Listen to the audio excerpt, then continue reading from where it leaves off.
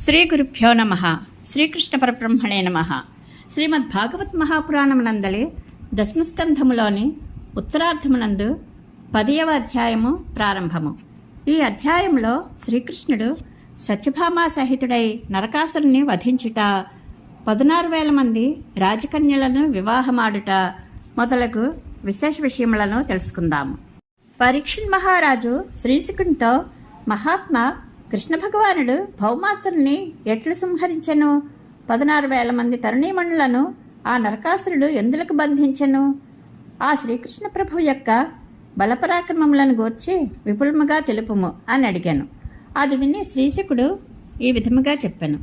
నరకాసురుడు వరుణుని యొక్క ఛత్రమును, ఆయన తల్లియగు అదితి యొక్క కర్ణకుండలములను, మేరు పర్వతమునందు దేవతలకు నివాసస్థానమైన మణిపర్వతమును అపహరించి ఉండెను.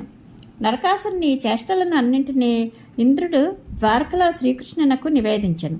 అంతటా కృష్ణప్రభువు తన భార్యయగు సత్యభామతో కూడి గరుడారూఢుడై నరకాసురుని రాజధానియగు ప్రాగ్జ్యోతిషపురమునకు ఏతెంచెను. ప్రాగ్జ్యోతిషపురమున ప్రవేశించుట శత్రువులకు అసాధ్యము. దాని చుట్టూను గిరిదుర్గములు కలవు. తరువాత శస్త్రదుర్గములను, అట్లే వరుసగా విశాలమైన లోతైన అగట్టలు, అగ్ని దుర్గములు, వాయుదుర్గములు ఆ పురమును ఆవరించి ఉండెను. ఇంకను మురాసురుడు ఘోరమైన దృఢమైన 10,000 పాశములను ఆ నగరమునకు రక్షకములుగా నిలిపి ఉండెను. కనుక ఆ పురము ఇతరులకు చెరరాండై ఉండెను. శ్రీకృష్ణుడు కౌమోదకి అను తన గదతో గిరిదుర్గములను ఛేదించెను. శరపరంపరతో శస్త్రదుర్గములను ఛేదించెను. సుదర్శన చక్రముతో అగ్ని, జల, వాయు దుర్గములను నిర్వీర్యం నర్చెను. నందకము అను ఖడ్గముతో మురాసురుని పాశములను ముక్కలు ముక్కలు గావించెను. పిమ్మట ఆ పురుషోత్తముడు తన పాంచజన్య శంఖానాదముతో మురాసురుడు మొదలగు వైరుల హృదయములను, యంత్రములను బ్రద్దలు గావించెను. బలమైన తన గదను ప్రయోగించి ఆ పురము యొక్క ప్రాకారములను కూలగొట్టెను. జలములందు శయనించి ఉన్న 5 తలల మురాసురుడు ప్రళయకాలమునందలి పిడుగుపాటు వలె మిగుల భయంకరమైన పాంచజన్య శంఖధ్వనిని వినెను. పిమ్మట ఆ దైత్యుడు జలముల నుండి బయటికి వచ్చెను. అప్పుడు ఆ మురాసురుడు యుగాంతమునందలి సూర్యాగ్నిగోళముల వలె తీక్ష్ణమైన తేజస్సులతో శత్రువులకు చూడచక్యముగాని వాడై ఉండెను. అతడు త్రిశూలమును చేబూని తన 5 శిరస్సులతో ముల్లోకములను మృంగివేయుచున్నట్లు ఒప్పుచు ఒక మహాసర్పము గరుత్మంతుని మీదికి వలె శ్రీకృష్ణుని పైకి విజృంభించెను. ఆ మురాసురుడు తన త్రిశూలమును మిగిల వేగంగా త్రిప్పుచు గరుత్మంతునిపై విసిరెను. పిదప అతడు తన 5 ముఖములతో సింహనాదమునర్చెను. ఆ భయంకర శబ్దము అంతరిక్షములందును దశ దిశలయందును ప్రతిధ్వనించుచు బ్రహ్మాండమునందు అంతటను వ్యాపించెను. ఆ మురాసురుడు ప్రయోగించిన త్రిశూలము గరుత్మంతుని వైపుగా వచ్చుచుండుటను గమనించి శ్రీకృష్ణుడు అతివేగముగా 2 బాణములను ప్రయోగించి ఆ త్రిశూలమును 3 ముక్కలు చేసెను. పిమ్మట తన శరములతో ఆ దైత్యుని ముఖములపై దెబ్బతీసెను. అంతటా క్రుద్ధుడైన ఆ దైత్యుడు కృష్ణప్రభువుపైకి గదను విసిరివేశను. శ్రీకృష్ణుడు ఆ యుద్ధమున తన మీదకి దూసుకుని వచ్చుచున్న ఆ దైత్యుని గదను కౌమోదకి అను తన గదతో 1000 కొలది ముక్కలు గావించెను. శస్త్రహీనుడైన ఆ అసురుడు తన బాహువులను చాపి ఆ స్వామి మీదికి పరుగు తీసెను. అప్పుడు ఆ ప్రభువు తన చక్రముతో అతని 5 శిరస్సులను అవలీలగా ఖండించెను. 5 శిరములను తెగిపోవుటతో మురాసురుడు ప్రాణములను కోల్పోయాను. అంతటా అతడు ఇంద్రుని వజ్రాయుధముచే శిఖరములు ఖండితములు కాగా పర్వతము కూలిపోయినట్లు సముద్ర జలములలో పడిపోయాను. పిమ్మట మురాసురుని యొక్క 7 కుమారులను తమ తండ్రి మరణమునకు దుఃఖితులైరి. వారు మిగుల క్రోధావిష్టులై శ్రీకృష్ణునిపై ప్రతీకారము తీర్చుకొనుటకు సర్వసన్నద్ధులైరి. మురాసురుని కుమారులైన తామ్రుడు, అంతరిక్షుడు, శ్రవణుడు, విభావసుడు, వసువు, నభస్వంతుడు, అరుణుడు అను 7 పీఠుడు అను సేనాపతిని ముందుంచుకొని నరకాసురుని ప్రేరణతో ఆయుధములను చేబూని శ్రీకృష్ణుని మీదకి యుద్ధమునకు బయలుదేరి. పిమ్మట వారు యుద్ధరంగమును ప్రవేశించి శరములను, ఖడ్గములను, గదలను, బల్లెములను, కత్తులను, శూలములను మిగుల క్రోధావేశములతో కృష్ణప్రభువుపై ప్రయోగించిరి. అంతటా తిరుగులేని బలపరాక్రమములు గల ఆ స్వామి తన బాణములతో వారి ఆయుధ సమూహములను నువ్వులంత ముక్కలుగా అవించెను. పిదప ఆ ప్రభువు బాణములను చక్రమును ప్రయోగించి పీఠుడు మొదలగు ప్రముఖ దైత్యుల యొక్క శిరస్సులను, ఊరువులను, భుజములను, పాదములను, కౌచములను ఖండించి వారిని మృత్యుముఖమునకు చేర్చెను. అంతటా భూసుతుడగు నరకాసురుడు ఆ విధముగా తన సేనానాయకులు ఎల్లరూ శ్రీకృష్ణుని ఆయుధముల ధాటికి మృతులై చెల్లాచెదరై దూరంగా పడిపోవటం చూచి మిక్కిలి అసహనముతో ఊగిపోయాను. పిదప అతడు సముద్ర మధ్యమున గల ద్వీపములందు పుట్టి నిరంతరము మదజలములను కార్చుచున్న గజములను తీసుకొని యుద్ధమునకు బయలుదేరాను. అప్పుడు మెరుపుతీగతో కూడి ఉన్న మేఘము సూర్యునిపై తేజరిల్చినట్లు శ్రీకృష్ణుడు తన భార్యయకు సత్యభామతో కూడి గరుడ వాహనము మీద అలరాడ్చుండెను. అట్టి ప్రభువును నరకాసురుడు చూచి ఆయనపై శతఘ్నిని ప్రయోగించెను. అతని యోధులు అందరూ ఒక్కుమ్మడిగా తమ అస్త్రశస్త్రములతో ఆ స్వామిపై విరుచుకొని పడిది. అంతటా గదుని అన్నయ్యకు శ్రీకృష్ణ పరమాత్మ చిత్ర విచిత్రములైన రెక్కలు గల వాడి అయిన బాణములతో నరకాసుర పక్షమునందలి సైనికుల యొక్క బాహువులను, ఊరువులను, కంఠములను ఖండించెను. మరియు ఆ అసురుని యొక్క అశ్వబలములను, గజబలములను హతమార్చెను. పరీక్షిన్ మహారాజా ఇంతకు ముందు నరకాసురుని సైన్యమునందలి యోధులు ప్రయోగించిన శస్త్రాస్త్రములలో ప్రతి ఒక్క దానిని శ్రీకృష్ణుడు వాడి అయిన 3 బాణములతో ఖండించెను. శ్రీకృష్ణుడును సత్యభామయు తనపై ఆసీనులై ఉండగానే బలమైన రెక్కలు గల గరుత్మంతుడు తన పక్షములతో గజములను దెబ్బతీయుచుండెను. ఇంకనూ అతడు తన ముక్కుతో, రెక్కలతో, గోళ్లతో ఆ గజబలములను చావుగొట్టుచుండెను. ఆ దెబ్బలకు తట్టుకునలేక ఆర్తనాదము చేయొచ్చు అవి పురమున ప్రవేశించెను. గరుడుని ధాటికి దెబ్బతినిన తన సైన్యమునంతయును పారిపోవచుండుట చూచి నరకాసురుడు తాను ఒక్కడే యుద్ధరంగమున నిలిచి పోరాడసాగాను. అప్పుడు నరకాసురుడు వజ్రాయుధమును సైతము నిరోధింపగల తన బల్లెముతో గరుత్మంతునిపై దెబ్బతీసెను. అయినను ఆ వైనతేయుడు పూలమాలచే కొట్టబడిన ఏనుగు వలె ఏమాత్రము చలింపలేదు. గరుత్మంతునిపై ప్రయోగించిన బల్లెము వమ్మైపోవుటతో నరకాసురుడు శ్రీకృష్ణుని చంపుటకై ఒక శూలమును చేతబోనెను. నరకాసురుడు ఆ శూలమును ప్రయోగింపకముందే శ్రీహరి గజారూఢుడై ఉన్న నరకుని యొక్క శిరస్సును పదునైన అంచులు గల తన చక్రాయుధంతో ఛేదించెను.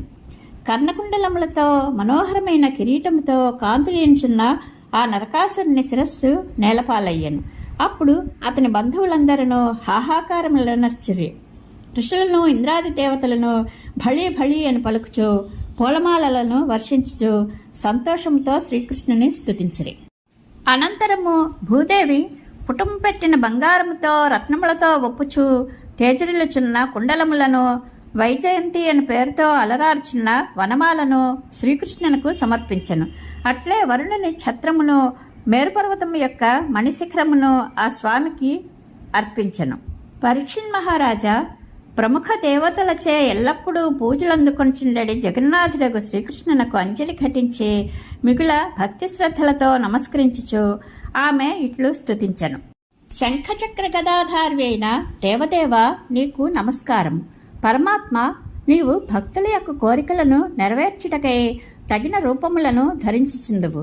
నీకు ప్రణామములు. స్వామి, బ్రహ్మదేవునకు జన్మస్థానమైన కమలము నీ నాభి నుండి ఉద్భవించినది. ఎల్లప్పుడూ నీ కంఠమున పంకజమాల శోభిల్లుచుండును. కమలముల వలె మనోహరములైన నీ నేత్రములు ప్రపన్నుల తాపత్రయమును ఉపశమింపజేయనట్టివి. పద్మముల వలె పరిమళ భరితములు, సుకుమారములు అయిన నీ పాదములు సర్వదా భక్తుల హృదయములలో ధ్యానింపబడుచుండును. నీవు షడ్గుణైశ్వర్య సంపన్నుడవు. సర్వవ్యాపకుడవైన నీవు దుష్ట శిక్షణ, శిష్టరక్షణ కొరకై వసుదేవుని కుమారుడవుగా అవతరించితివి. నీవు పరమపురుషుడవు, జ్ఞానస్వరూపుడవు, జగత్సృష్టికి మూలమైన వాడవు. స్వామి, నీకు నమస్కారములు. నీవు జన్మాది షడ్వికారములు లేనివాడవు. విశ్వములకు నిమిత్త ఉపాదాన కారణుడవు, పరబ్రహ్మవు. నీ శక్తి సామర్థ్యములు అనంతములు. స్థావర జంగమాత్మకమైన ఈ జగత్తు నీ అంశయే. నీవు సమస్త ప్రాణులలో అంతర్యామివై వెలుగొందుచుందువు. పరమాత్మ నీకు ప్రణతులు. ప్రభు, జగత్తును సృష్టించుటకై నీవు రజోగుణ ప్రధానమైన బ్రహ్మగా, జగత్తును లయమునర్చుటకై తమోగుణమును ఆదరించుచు రుద్రరూపుడువుగను, మరియు ఈ లోకమును పాలించుటకై సత్వగుణమును స్వీకరించదవు. అయినను నీవు ఈ త్రిగుణములకు అతీతుడవు. ఓ జగన్నాథ, ప్రకృతి పురుషుడు కూడా స్వయంగా నీవే. అంతేకాక ఈ ఇరువురి సంయోగ వియోగములకు కారణమైన కాలము కూడా నీవే. ఈ మూడింటికి అతీతుడవు నీవే. దేవా, నీకు నమస్కారం. స్వామి, నేను నీరు, అగ్ని, వాయువు, ఆకాశము అను పంచమహాభూతములను, శబ్ద స్పర్శ రూప రసగంధములు అను పంచతన్మాత్రులను, మనస్సు, పంచ జ్ఞానేంద్రియములు, పంచ కర్మేంద్రియములు, వాటి అధిదేవతలు, అహంకారము, మహత్తత్వము, వీటితో కూడిన సమస్త చరాచర ప్రపంచము అద్వితీయుడమైన నీ యొక్క స్వరూపములే అయినను భ్రమకారణముగా వేరుగా అనిపించుచున్నవి. ప్రపన్నుల యొక్క ఆర్తిని హరించినట్టి ప్రభు, నరకాసురుని కుమారుడైన ఈ భగదత్తుడు మిగిల భయగ్రస్తుడై నీ పాదపద్మములను ఆశ్రయించినాడు. ఇతనిని రక్షింపము. సమస్త పాపములను దూరమునర్చినట్టి నీ కరకమలములను ఈ భగదత్తుని శిరమున ఉంచి వీనికి అభయమిమ్ము. శ్రీశుకుడు నుడివెను. ఇట్లు భూదేవి భక్తి ప్రపత్తులతో వినమ్రురాలై శ్రీకృష్ణుని ప్రార్థింపగా ఆ స్వామి భగదత్తునకు అభయమిచ్చెను. పిమ్మట సకల సంపదలకు నెలవైన నరకాసురుని భవనమున ప్రవేశించెను. ఆ భవనమునందు గల 16,000 మంది రాజకన్యలను శ్రీకృష్ణుడు చూచెను. నరకాసురుడు రాజులను జయించి వారి యొద్ద ఉన్న ఈ కన్యలను అందరినీ బలవంతంగా తీసుకుని వచ్చి తన భవనమున బంధించి ఉండెను. ఆ భవనమును ప్రవేశించిన ఆ పురుషోత్తముని చూచినంతనే రాజకన్యలు మోహపరవశులైరి. దైవానుగ్రహమున తమ వద్దకు వచ్చిన ఆ కృష్ణ పరమాత్మను తాము కోరిన పతిగా తమ మనస్సులలోనే వరించిరి. పిమ్మట ఆ రాజకన్యలు అందరూ ఈ స్వామి నాకు పతి అగునట్లు విధాత అనుగ్రహించుగాక అని ఎవరికి వారు భావించుచు ఆ కృష్ణ భగవానునకు తమ హృదయములను అర్పించిరి. భక్తవాంఛా కల్పతరువగు శ్రీకృష్ణ భగవానుడు ఆ రాజకన్యల కోరికను మన్నించెను. అప్పుడు సుస్నాతులై నిర్మలములైన వస్త్రములను ఆభరణములను ధరించి ఉన్న ఆ రాజకన్యలను శ్రీకృష్ణుడు పల్లకీలలో ద్వారకకు పంపెను. అంతేగాక వారితో పాటు సంపదలను, రథములను, హయములను, అమూల్యములైన వస్తువులను పంపెను. మరియును ఆ ప్రభువు ఐరావత వంశమున జన్మించిన 64 తెల్లని ఏనుగులను ద్వారకకు పంపెను. అవి బలిష్టములై 4 దంతములతో ఒప్పుచుండెను. పిదప ఆ భగవానుడు సురపురి అయిన అమరావతిలో గల ఇంద్రభవనమునకు సత్యభామతో కూడి వెళ్ళెను. దేవేంద్రుడు శచీదేవి సహితుడై ఆ పుణ్యదంపతులను పూజించెను. అనంతరము ఆ ప్రభువు అదితిమాతకు మణికుండలములను సమర్పించెను. సత్యభామ ప్రోత్సాహంపై ఆ స్వామి పారిజాత వృక్షమును పెకలించి తీసుకొని గరుత్మంతునిపై ఉంచెను. ఇంతలో ఇంద్రాది దేవతలు ఎదిరింపగా కృష్ణ భగవానుడు వారిని అందరినీ జయించి ఆ పారిజాత వృక్షమును ద్వారకకు తీసుకుని వచ్చెను. పిమ్మట ఆ ప్రభువు ఆ కల్పవృక్షమును సత్యభామ యొక్క గృహోద్యానమునందు నిలిపెను. ఆ వృక్షము వలన ఆ ఉద్యానవన శోభలు ఇనుమడించెను. ఆ పారిజాత పుష్పముల పరిమళములకును మకరందములకును ఆశపడి భ్రమరములు ఆ వృక్షమును అనుసరించి స్వర్గము నుండి ఆ ఉద్యానవనమునకు చేరెను. పరీక్షణ్ మహారాజా ఇంతకు ముందు నరకాసురుడు పెట్టిన బాధలకు తట్టుకొనలేక దేవేంద్రుడు రక్షణ కొరకే శ్రీకృష్ణుని శరణుజొచ్చి ఆ స్వామి పాదముల వద్ద మోకరిల్లెను. అంతటా ఆ చక్రధారి దేవేంద్రునిపై కరుణ చూపి భూసుతుడైన నరకాసురుని వధించి దేవతలను అందరినీ కాపాడెను. దేవతలకు అధిపతి అయిన దేవేంద్రుడు ప్రస్తుతము తన సురాధిపత్య గర్వంతో మిడిసిపడుచున్నందున తమకు శ్రీకృష్ణుడు అనర్చిన ఆ సహాయమును మరచి పారిజాత వృక్షం కొరకు ఆ స్వామిని నిలువరించెను. ఇతర దేవతలు కూడా ఇంద్రుని దారిలోనే సాగి శ్రీకృష్ణుని ఎదిరించిరి. దేవతల తామస ప్రవృత్తి అజ్ఞానము ఎంతయో గర్హణీయము. పిమ్మట ఒక సుముహూర్తమున 16,100 రూపములను ధరించి వేర్వేరు గృహములలో ఆ రాజకుమార్తెలను అందరినీ పెండ్లి ఆడను. సర్వశక్తిమంతుడైన ఆ భగవానునకు అసాధ్యమైనది ఏమున్నది? పిదప ఆ చక్రధారి ఆ సుందరాంగులకు అందరికీ నిరంతరము స్ఫురద్రూపములతో దర్శనమిచ్చుచుండెడివాడు. వారికి ఇష్టములైన వస్తువులను సమకూర్చుటయందును, సంతోషపరచుటయందును, ప్రేమతో చూచుకున్నటయందును ఎట్టి విచక్షణకును తావు లేకుండా ఆ ప్రభువు వారినందరినీ సమానముగా ఆదరించుచుండెడివాడు. అంతేగాక ఆ శ్రీకృష్ణ భగవానుడు స్వయముగా తాను ఆత్మానందమునందు నిమగ్నుడై ఓలలాడుతూ కూడా సాధారణ గృహస్థు వలె చక్కని స్ఫూర్తితో ధర్మాచరణమును నెరపుచుండెడివాడు. బ్రహ్మ, ఇంద్రుడు మొదలగు దేవతలు యోగమార్గముల ద్వారా శ్రీహరి నిజస్వరూపమును దర్శించుటకు పెక్కు రీతుల ప్రయత్నించుచుందరు. కానీ వారు ఆ స్వామిని దర్శించుటకు సాధ్యము కాక చివరకు మాయామోహితులగుచుందరు. ఆ 16,000 రాజకన్యలను ఏ నోములను నోచిరో గాని ఆ పరమపురుషునకు ఇల్లాండ్రు కాగలిగిరి. అంతేగాక ఆ తరుణీమణులు నిరంతరము తమ వలపు చూపులతో, దరహాసములతో, సల్లాపములతో, నునుసిక్కుల ప్రేమానురాగములతో నిండిన కౌగిలింతలతో ఆ స్వామిని సేవించుచు ఖ్యాతి వహించుచుండిరి. నిజంగా వారి భాగ్యమే భాగ్యము కదా.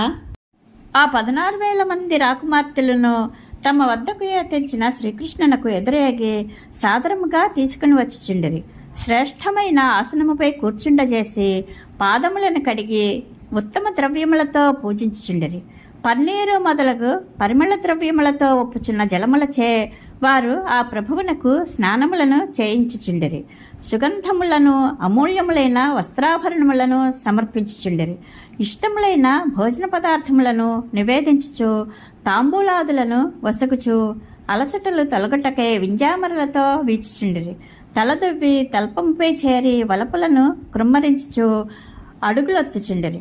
వేల కొలదిగా దాసీలు ఉన్నను ఆ లావణ్యవతులు తామే స్వయంగా ఆ మహాత్మునకు తనివి తీరా సేవలనర్చుచుండిరి. ఇది శ్రీమద్భాగవత మహాపురాణమునందలి దశమస్కంధములోని ఉత్తరార్థమునందు 10వ అధ్యాయము సంపూర్ణము. శ్రీకృష్ణానుగ్రహ ప్రాప్తిరస్తు. శుభం భూయాత్.